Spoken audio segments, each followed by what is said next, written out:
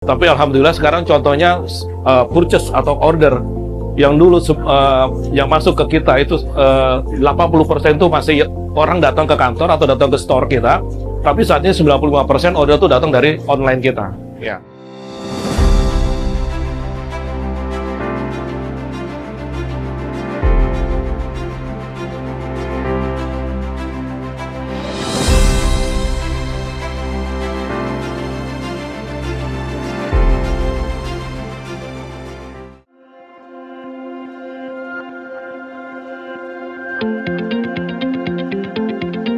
Yang nggak bisa dihindari kan perubahan ya.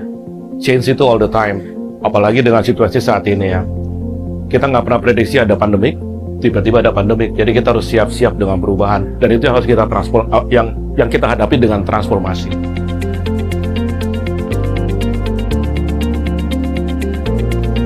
Kalau bicara transformasi, setiap era itu berbeda. Tapi terutama sekarang ya namanya transformasi itu berhubungan dengan namanya digital.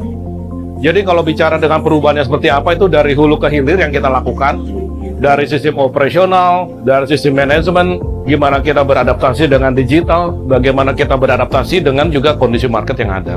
Jadi ya kalau ditanya apa yang membuat kita bisa bertransformasi bersukses, ya terus terang alignment dari semua divisi atau alignment dari semua elemen yang ada di perusahaan.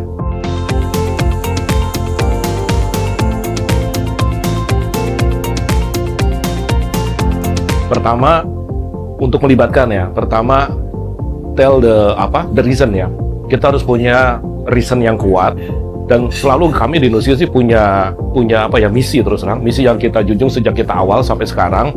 Dan ini kita relate dengan misi kita. Jadi pertama, emergency reason itu harus kita urgent reason itu harus kita jelaskan kepada staff kita semua, kepada semua stakeholder, dan apa yang dilakukan untuk perubahan tersebut dan apa resikonya.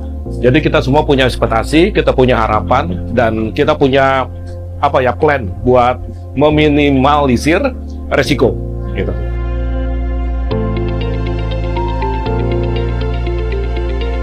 Ya alhamdulillah sih so far, karena kita ada review all the time ya. Jadi setiap perubahan belum tentu sesuai dengan ekspektasi kita. Nah, ini kita perlu yang namanya review. Bisa monthly review, quarterly review. Yang jelas kita harus siap berubah, siap adjust, siap adopt gitu.